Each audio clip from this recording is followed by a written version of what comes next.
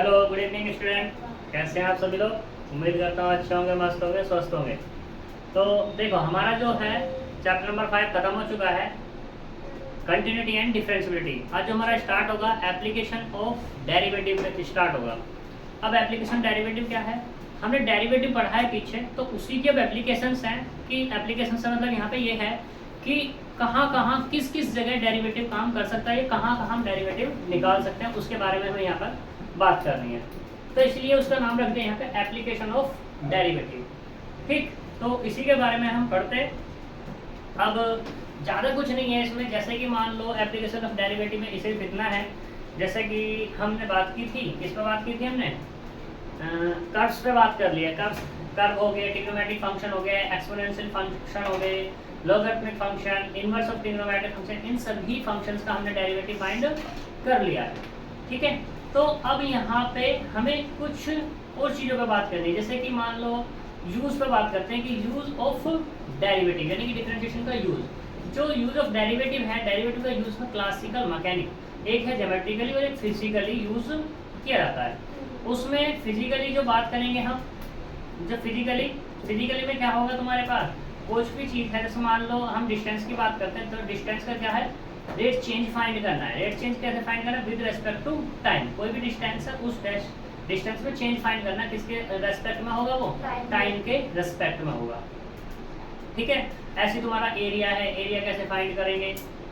ठीक है, या एरिया जो है उसमें चेंजेस कैसे लाना है हमें, वॉल्यूम है, वॉल्यूम में चेंजेस कैसे लाना है, वगैरह वगैरह, ये सारी चीज़ें उनमें रेट चेंज की बात होगी। ठीक, तो ये क्या हो जाएंगे, हमारे एप्लीकेशंस होंगी इस तरीके से। तो इसी पे हम बात करेंगे आज। तो करते हैं बात, चलो आपको देना।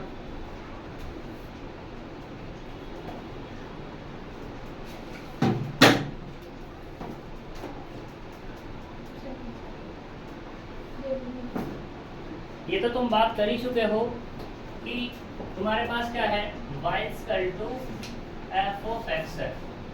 ठीक, तुमने इसका डेरिवेटिव निकाला है dy over dx, तो कितना होगा तुम्हारे पास f' x। अब तुम अगर बात करते हो या किसी पॉइंट पे, इस पॉइंट पे यानी कि एट x बराबर x नॉट पे बात करते हो, तो ये dy over dx जो क्या हो जाएगा, ये इस तरीके से डिफाइन होगा, x बराबर x नॉट, और इसको क्या लिखेंगे f' x not. x not तुम्हारा कुछ भी हो सकता है, जीरो या नॉन जीरो। ठीक, जीरो नॉन जीरो में, जीरो तो जीरो ही है, नॉन जीरो में क्या हो जाएंगे, नेगेटिव पॉजिटिव होंगे। तो इस तरीके से बात हो सकती है। चैन रूल के बारे में तुम बात कर चुके हो। चैन रूल क्या है तुम्हारे पास? चैन रूल, तो चैन रूल क्या है अपने पास? ये है dy over dx, dy over dt और अपॉन में dx over dt। अब यहाँ पे ये जो y है, y फंक्शन किसका है? t का है, इसे क्या कहते हैं y of t। ठीक, और ये x है, ये है x of t, x function है t का। तो इस तरीके से फाइंड हो जाता है। तो अब यहाँ डायरेक्टली हम क्वेश्चन पे बात कर लेते हैं। ठीक, जैसे कि एग्जांपल नंबर 1 कहाँ है यहाँ पे? एग्जांपल नंबर 1, एग्जांपल नंबर 1 कहता है find the rate of change of the area of circle per second with respect to radius r when r = 5। हमें फाइंड करना, find the rate of change of area. एक तुम्हारे पास circle है, इस circle का क्या है, अपना एक एरिया है, उसका रेट चेंज फाइंड करना है। ठीक है, और विद रेस्पेक्ट टू किसके? रेडियस के। रेडियस मतलब ये वाली तुम्हारी r, इसके रेस्पेक्ट में तुम्हें क्या करना है, फाइंड करना है। और फिर बाद में इसने कहा r बराबर 5 सेंटीमीटर का। तो अगर हमें ये क्वेश्चन करना है, तो इस क्वेश्चन को करने के लिए पहले हमें पता होनी चाहिए किसके बारे में? Area of circle. We know that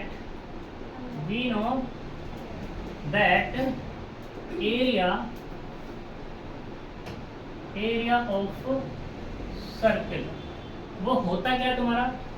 a = πr², ये होता है। अब डिफरेंशिएशन कर दो बस इसका, differentiation with respect to r। तो यहाँ से कितना होगा, dA over dr = d over dr πr²। पाई तो कांस्टेंट है, d over dr और ये आर का square equals to pi into 2r। ठीक, तो यहाँ से क्या मिला अपने को, d a over d r बराबर मिला 2 पाई आर। इसमें बात करोगे इस पे एट आर बराबर 5 पे, तो यहाँ से कितना होगा d r over sorry d a over d r, और यहाँ से कितना होगा आर बराबर 5 equal to 2 pi into 5 equal to 10 pi. ठीक है, क्योंकि आर का स्क्वायर तो यूनिट का स्क्वायर हो जाएगा, यूनिट सेंटीमीटर कह रहा ना, तो सेंटीमीटर का स्क्वायर हो जाएगा सेंटीमीटर स्क्वायर, ये इसका रेट चेंज हो जाएगा। यहाँ तक कोई दिक्कत है? सही, तो चलते हैं आगे। सेंटीमीटर का स्क्वायर अपॉन सेंटीमीटर स्क्वायर ही हुआ है कुछ नहीं। अगला क्वेश्चन एग्जांपल नंबर 2। चलिए एग्जांपल नंबर 2 पे कैसे कॉपी करना है पहले, चलो तो छाप लो थोड़ा सा भी है।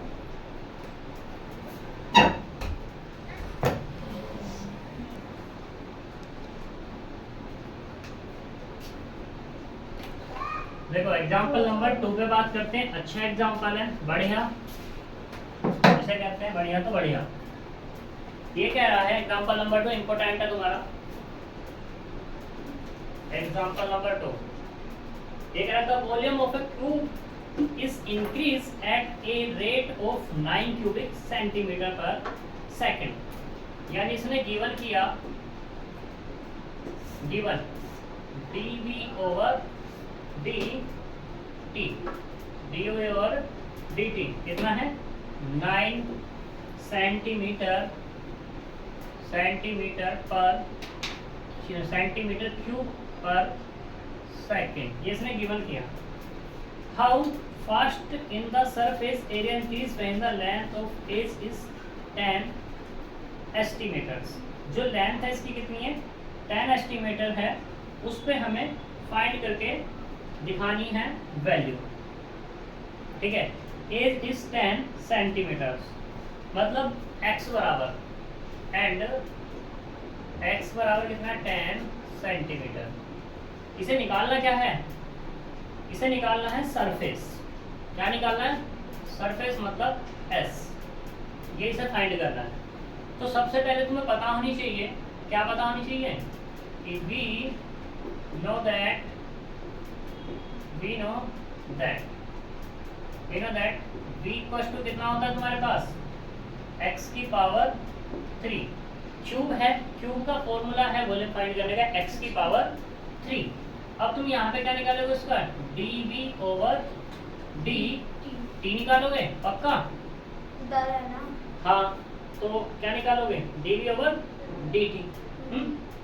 चलो, तो dv ओवर dt कितना आएगा तुम्हारे पास d ओवर dt x की पावर 3, तो यहाँ से कितना आएगा 3x square dx over dt हो जाएगा। dv ओवर dt तुम्हें गिवन है वहाँ पर कितना है 9। ठीक, तो 3 से डिवाइड कर देंगे तो 9 अपॉन कितना आएगा 3x square dx over dt, या ऐसे भी कर सकते हो तुम dx ओवर dt बराबर 3 अपॉन x स्क्वायर, ये डाल दो बात। ठीक, सरफेस, सरफेस मतलब s कितना होगा, कितना फर्स्ट होगा उसमें 6, तो होगा 6x स्क्वायर हो जाएगा। ठीक, ये सरफेस होता है तुम्हारे पास। इसको फिर से डिफरेंशिएट करो, हमें सरफेस क्या चाहिए यहाँ पर, how fast the surface area increase when the length of an edge is 10 centimetre. Surface के बारे में बात कर रहा है, इंक्रीजिंग वगैरह। तो यहाँ से कितना होगा ds over dt equal to कितना d over dt 6x square. ठीक, तो 6 कॉमन आ जाएगा, तो यहाँ से कितना मिला d over dt x square. ठीक, 6 सरफेस पृष्ठ उसमें 6 होते हैं। अच्छा, इसलिए तो यहाँ से कितना आएगा 2x dx over dt, dx over dt की वैल्यू अपने पास है कितनी है 3 अपॉन x स्क्वायर। तो यहाँ से कितना मिला 12x मल्टीप्लाई अपॉन कितना आएगा 3/x स्क्वायर। ऐसे आएगा, ये नहीं आएगा, ये ऐसे ये नहीं आएगा 3/x स्क्वायर। x से x 36/x। किस पे बात कर रहा है? एट x बराबर 10 पे। तो यहाँ से ds/dt कितना होगा 36/10।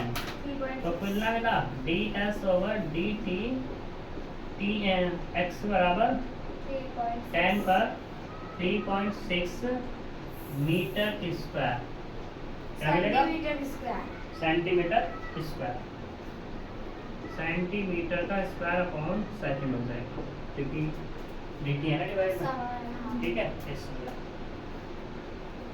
ऐसे ही एग्जांपल नंबर किस पे बात करते हैं? 3 पे बात कर लेते हैं। एग्जांपल नंबर 3 क्या आ जाएगा इसमें?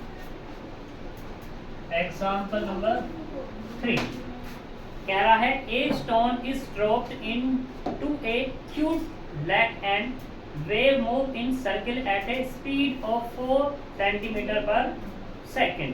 एक यहाँ पे कह रहा है लैक का मतलब क्या हो जाएगा? क्यूट लैक का मतलब quiet lake, QUIET quiet lake. एक स्टोन है जो छोड़ा जा रहा है, ठीक है? तुम तो हिंदी की बुक ले रहे हो, उसमें नहीं पढ़ के बता पा रहे। हाँ तो बताओ क्या बता पा रहे हो? मतलब एक पत्थर डाला मतलब कि एक वृत्त है, उसमें तरंगे 4 सेंटीमीटर प्रति सेकंड की स्पीड से चल रही है। और जब वृत्ताकार तरंग की त्रिज्या मतलब वृत्ताकार तरंग की त्रिज्या 10 सेंटीमीटर है, तो उस क्षण गिरा हुआ क्षेत्रफल कितनी तेजी से बढ़ रहा है। तो उस टाइम पे जो क्षेत्रफल उसने घेरा है ना, वो कितनी स्पीड से बढ़ रहा है। ये कोई सरफेस, ये क्या है तुम्हारे पास? क्या है? स्टोन इज सर्किल है। ये तुम्हारे पास क्या है? एक सर्किल है। इसमें वेव हो रहा है कुछ ऐसे करके, यूं जब पत्थर डालते हैं तो पानी भरा होगा इसमें, जब तो ऐसे चलता है वो। ठीक है, तो वो चीज की बात कर रहे हैं यहाँ पर। सही, तो हमें पता है यहाँ पर सॉल्यूशन के बारे में बात करते हैं। तो यहाँ गिवन क्या क्या है? A stone drop into a cube lake and wave move in a circle at a speed of 10 centimetre per second. जो स्पीड दी हुई है वो कितनी दी हुई है इसमें? सॉरी 4 सेंटीमीटर पर सेकंड दी हुई है। यानी कि इसने क्या दिया हुआ है यहाँ पर? जो गिवन किया हुआ है dr/dt = 4 सेंटीमीटर पर सेकंड, ये इसने गिवन किया हुआ है। At the instant when the radius of a circle wave is 10 centimetre, radius of circle यानी कि r बराबर कितना? 10 सेंटीमीटर। ठीक है, how fast in the enclosed area increase. जो एरिया इंक्रीज करेगा वो कितना होगा, ये इसको बताना है। तो सबसे पहली बात वी नो दैट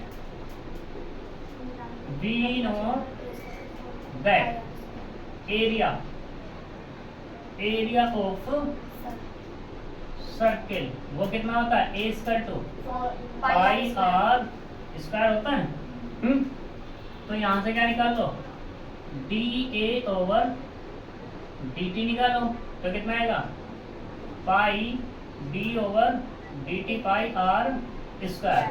पाई पहले आ जाएगा तो क्या मिला यहाँ से? d/dt r square. तो यहाँ से कितना मिला? 2r और dr/dt। कोई दिक्कत?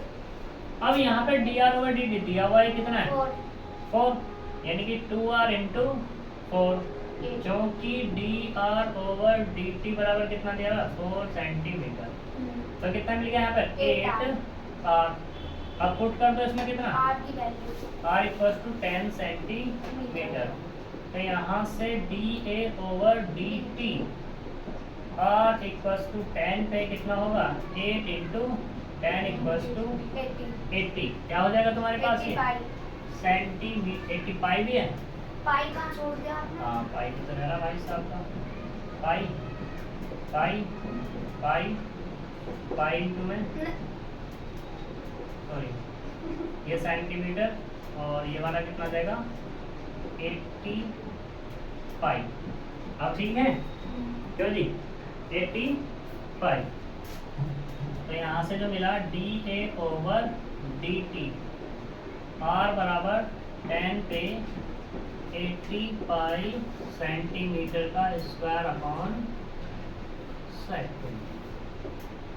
ठीक है, कोई दिक्कत? चलो इसे कॉपी करो, फिर हम चलते हैं कि 4 पे। ये dr/dt जो है वो क्या है? dr/dt जो एरिया है उस एरिया का चेंज है।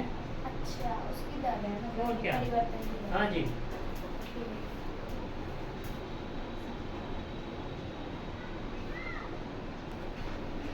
तो मैं देखो नेक्स्ट एग्जांपल पे बात करते हैं। बुक देना भी, बुक दो पहले। Example number 4। हाँ पढ़ा देंगे, क्या दिक्कत है। वैसे तो आप क्वेश्चन बता दें, हम बिना बुक के पढ़ाएंगे फिर।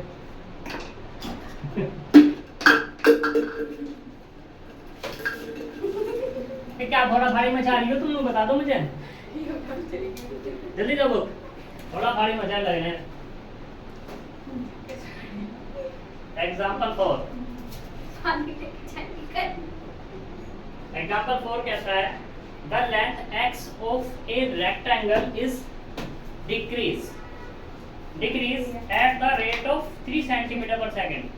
जो लेंथ है यानी कि जो गिवन किया है इसमें, गिवन dx/dt बराबर क्या है? ये डिक्रीज, ये होगा -3 सेंटीमीटर पर मिनट। ठीक, एंड दूसरा है dy/dt बराबर 2 सेंटीमीटर पर मिनट। सही, तो इसने कहा when x बराबर 10 पे 10 सेंटीमीटर एंड y बराबर 6 सेंटीमीटर पर फाइंड करना है find the rate of change a है पेरीमीटर। ये क्या है तुम्हारे पास? ये हो जाएगा पेरीमीटर, हो जाएगा ना? पेरीमीटर का फॉर्मूला क्या होगा? P = 2x + y। ये हम कर लेंगे। ठीक है, हाँ जी, तो कर पाएंगे। चलो आगे चलते हैं।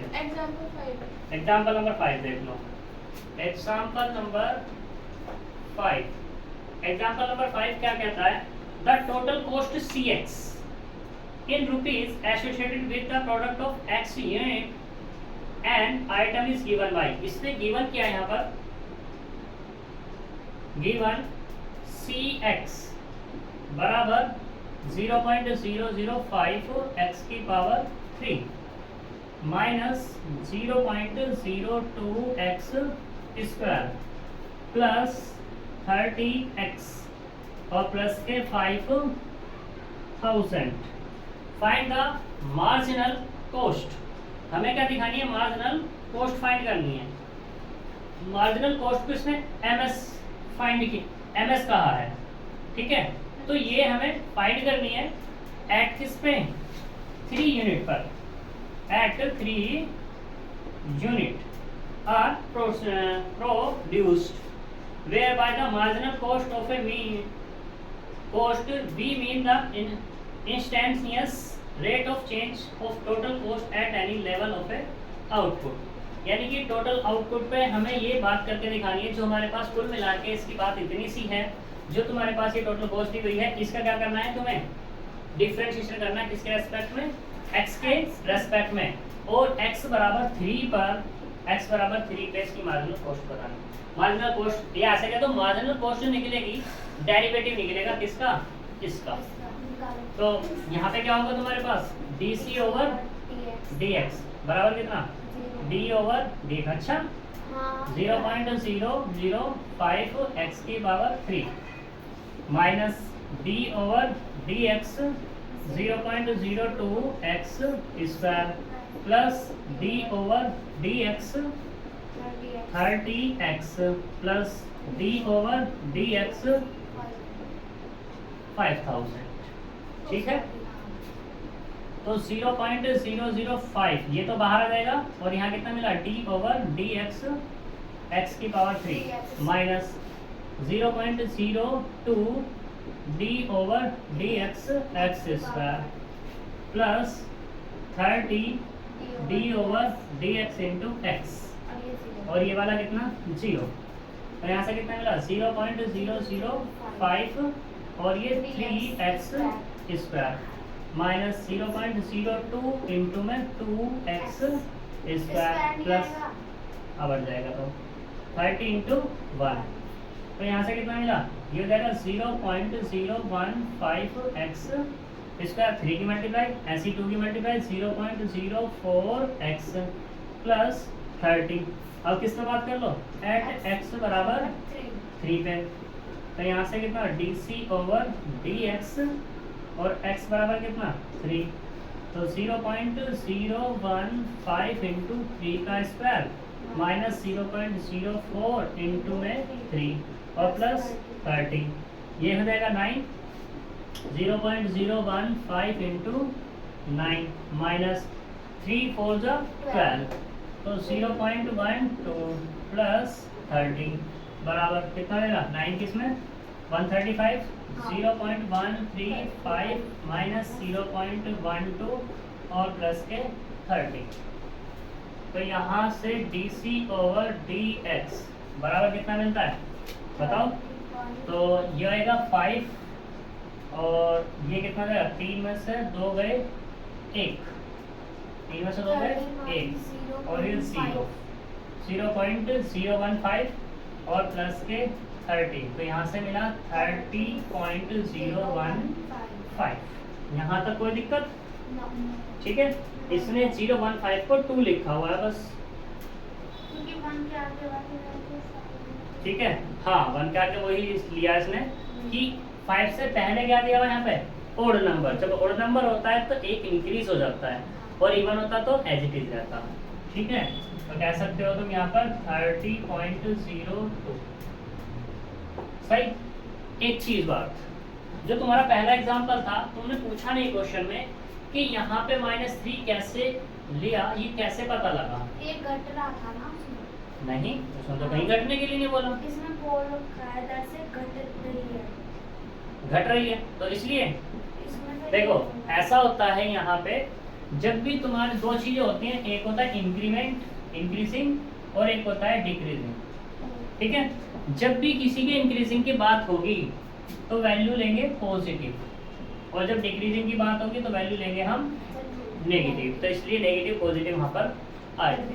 तो ये एग्जांपल्स तुम्हारे हो जाते हैं, क्वेश्चंस कर लाना सारे के सारे, ठीक है। पहले एक बार 6 बता दो। 6 एग्जांपल हाँ है इसमें जो तुम्हारी में भी है, हाँ तो ये भी तो ऐसे ही है बिल्कुल। इस पे x बराबर 5 पे निकालना है। इसने कहा था total revenue in rupees received from the sale of x unit of a product is given by rx is equal to 3x square plus 36x plus 5, same ऐसे ही होगा। और क्या फाइंड द मार्जिनल रेवेन्यू, मतलब dr over क्या निकालना है dx निकालना है बस, और फिर x बराबर क्या रख देना है 5 रख देना है, बस हो गया काम क्लियर। तो मिलते हैं नेक्स्ट वीडियो में, तब तक के लिए बाय बाय, थैंक यू।